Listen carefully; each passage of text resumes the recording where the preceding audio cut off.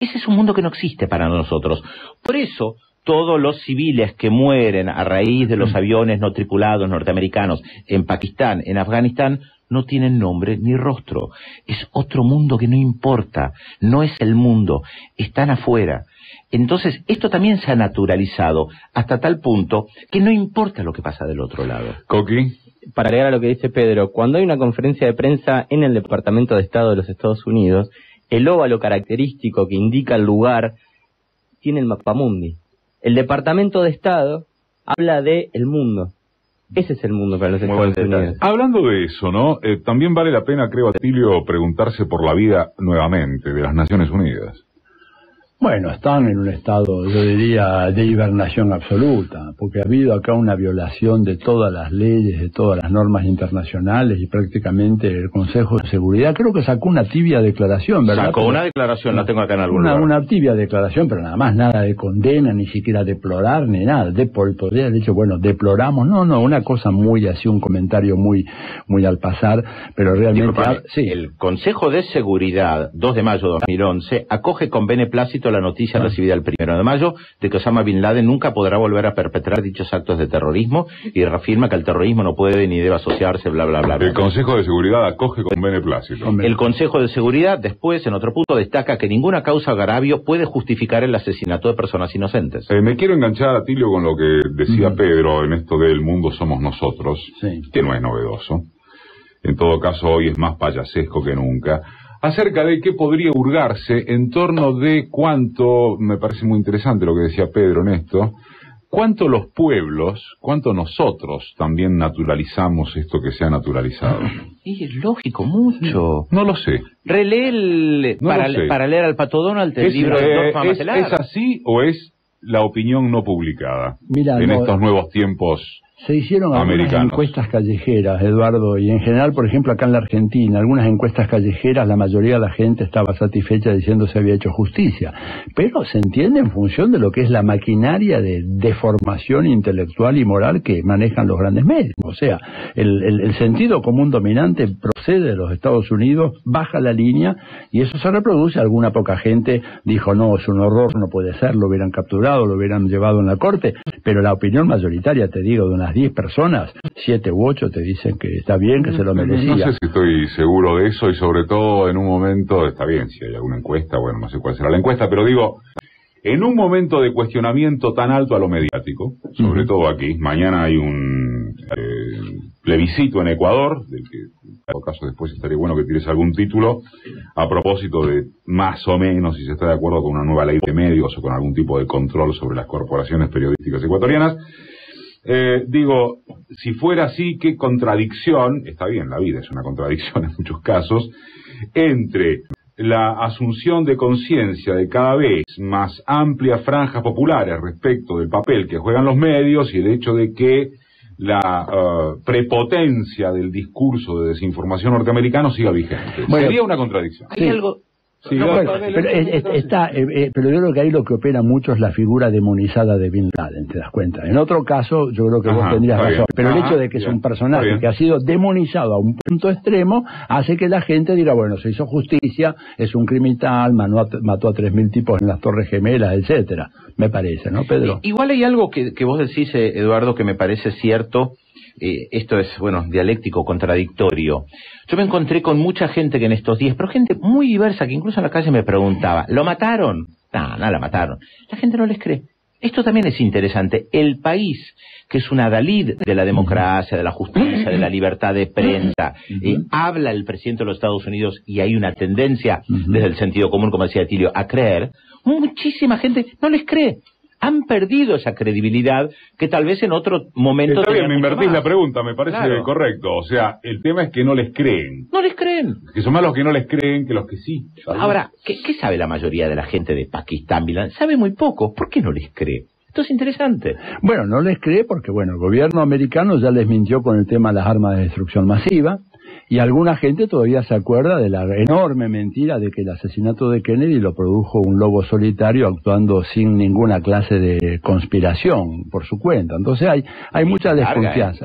La lista es larga. La lista es muy larga. La lista es muy larga. Muchas mentiras. ¿Sí? Ahora, yo quería agregar un puntito más que me parece interesante, que es una observación que hizo Noam Chomsky, en donde él decía de lo horrible que había sido todo esto porque le asignaron a Bin Laden el nombre de Jerónimo. Sí, impresionante. Jerónimo dice que fue un hombre noble que se defendió a su pueblo en contra de un ejército racista invasor, ¿verdad? O sea, glorifican a Bin Laden asignándole el nombre de un gran cacique, ¿no es cierto?, que defendió la causa de su pueblo en contra de los invasores. Al que despreciaron y que lo llevaban en ferias mostrándolo como el derrotado, que se había hecho cristiano. Así es. Y la otra cosa que decía Chomsky también, que me parece muy interesante, dice, mirá cómo, por ejemplo, algunas de nuestras peores armas de destrucción masiva, por ejemplo, los cohetes cruceros le dan como nombre Tomahawk, ¿verdad? Sí. O como al helicóptero artillado le llaman Apache. Dice, acá hay una cosa del lenguaje, un lenguaje del imperialismo que se apropia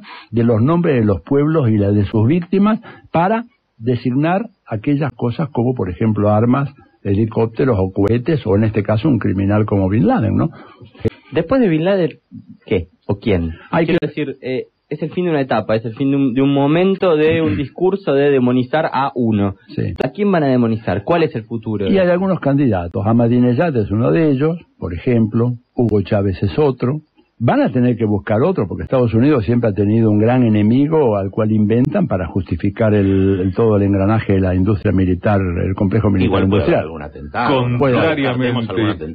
Contrariamente a lo que había despertado como esperanza en algunos sectores de la progresía bien pensante, a partir incluso de su carácter de mulatón. Esto demuestra, Barcelona Dixit, que Obama es no otra cosa que un Bush empetrolado. Sí, absolutamente. Bueno, Chomsky demuestra lo que Fidel había dicho, en el sentido de que una cosa son sus intenciones, o una cosa es el presidente y otra cosa es el imperio. El jefe del imperio, sí. Y además Chomsky había dicho una cosa muy feliz antes de que fuera presidente. Dijo, mucha gente se confunde con Obama. Obama simplemente es un blanco que tomó demasiado sol. Así dijo el viejo, ¿no? Y él tiene razón. Y los hechos le han dado la razón. Ha sido un presidente que ha profundizado la línea que traía George Bush en materia de gasto militar, en materia de agresión internacional. En eso, Atilio, también vale la pena recordar, está bien, es memoria contemporánea, como decía Pedro el otro día, pero esto también viene a ratificar que en cantidad incluso, no solo en lo cualitativo, las invasiones norteamericanas, las incursiones norteamericanas se han dado más durante los gobiernos demócratas que los republicanos. Así es. Otro mito que debería empezar a derrumbarse, ¿no? No le importa mayormente a nadie, supongo, pero que en definitiva me parece que es subrayable en torno de que el imperio es permanente, más allá de quien lo administre. Claro. Incluso Obama asume anunciando que iba a retirar las tropas y retiró, pero dejó una cantidad, creo que 25 o 30 mil tipos en Irak cuando anunció el fin de la guerra. Estados Unidos tiene, me permito recordarles, oficialmente más de 500 bases militares en el mundo. Hay estudios que han sido publicados por el New York Times a fin del año pasado, más de 500 bases en el mundo. Algunos dicen que entre los puestos menores que no son bases superan los 1000. Sí. Justo cuando Atilio estaba hablando de eso, entró por Facebook el correo de Leticia Cabral preguntando después de Bin Laden quién sigue, ¿no? Bueno, podrá ser Ahmadinejad, Chávez. Sí. De todas maneras, lo que sí querría yo plantear algunas dudas acerca de si se cerró un ciclo por esto, porque yo creo que la gente, el fundamentalismo islámico más radicalizado, yo no creo que se quede de brazos cruzados, ¿verdad? Ellos muy probablemente van a lanzar atentados muy fuertes a nivel micro, no una cosa tan espectacular y masiva como las Torres Gemelas, pero yo te digo, yo he vivido mucho tiempo en Nueva York. ¿Cómo haces para impedir que en Grand Central Station, en el corazón de Nueva York, a las 5:05 de la tarde, que es un hall como el de la Estación Constitución o tal vez más grande, ahí se agolpan 20.000 personas, de las cuales 15.000 entran con mochilas o con maletines? ¿Cómo haces para impedir que venga un comando suicida, 2 o 3 tipos? absolutamente indiferenciables de lo demás y se hagan estallar. También puede haber atentados en otros lugares, sí, pero claro, un atentado en Karachi que deja 200 muertos no interesa tanto, o un atentado en Mumbai tampoco interesa tanto, o lo que pueden hacer en Chechenia o en Rusia. De mi parte, una última. ¿Es también casualidad o puede ser tomado así que este hecho se produce en el medio de la llamada primavera árabe, donde el fundamentalismo islámico no ha tenido nada que ver? Es una de las hipótesis, cuando uno plantea hipótesis es porque está analizando... Pero el hecho objetivo es que han reinsertado al terrorismo islámico que no tuvo nada que hacer de Túnez en adelante. Yo no creo que esto influya demasiado en las revueltas árabes, es mi percepción, puedo equivocarme. Si bien Santiago Alba, el español que vive en Túnez, escribió una muy buena nota el lunes en Rebelión, justamente planteando esto, cómo pueden revivir a Al-Qaeda, me parece que esto ya tiene su propia dinámica. Tal vez pueda influir en algunos países islámicos, no árabes, donde no está habiendo movimientos de masas. Porque el gran secreto, si se puede decir así, o la gran habilidad de Bin Laden o de Al-Qaeda, fue desarrollarse en un determinado contexto político, porque esto hay que entenderlo.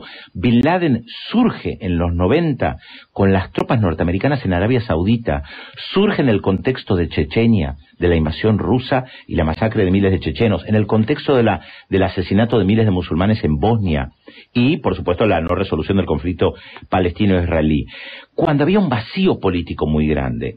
Hoy no se da ese vacío político, justamente las masas árabes salen en masa, valga la redundancia, a tumbar a sus gobiernos. Entonces, no les servía Bin Laden hace 5 años, no les sirve tampoco ahora. Ahora bien, en países donde la política es mucho más compleja, donde tal vez no hay estas libertades, donde no se puede canalizar la frustración a través de la organización política, la frustración se puede canalizar a través de actos terroristas, porque el terrorismo, una de las características, justamente, es el tema de la frustración. La imposibilidad de organizarse políticamente y de golpear al enemigo le lleva a esto. Al blanco indiscriminado. A ti te dejo el cierre.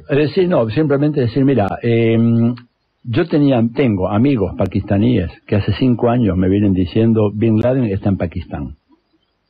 Yo, que no soy nadie, me pregunto, ¿puede ser que la CIA y los servicios de inteligencia norteamericanos estuvieron buscando a este tipo por todo el mundo cuando cualquiera se reunía con un pakistaní y decía, no, Batilio, están en Pakistán, seguro, hay que ver en qué ciudad? Estaban poco menos que a 200 metros de Campo de Mayo, un equivalente de Campo de Mayo. No lo encontraron. Y la CIA sabía definitivamente a mediados de febrero que él estaba ahí. O sea, todo pregunta, mediados de febrero, ¿por qué lo hicieron el 1 de mayo? Agosto, dicen ellos. Creo que Obama dijo agosto. No, yo la información que tengo es que a mediados de febrero la CIA confirmó que ahí estaba Bin Laden. ¿Por qué esperaron? ¿Cuál era el cálculo oportunístico? ¿Qué efecto querían lograr? ¿En qué momento? Después de los grandes tornados. Andá a saber qué cosas estuvo ahí operando para que decidieron la operación en ese momento. Yo creo que igual le importa más lo interno, Ah, sí. Le importa más lo interno. A Obama no le importa lo que piensen ni los árabes, ni los musulmanes. Le importa su gente, la reelección, bueno. Gracias, Atilio. Un abrazo grande. 11, casi 20.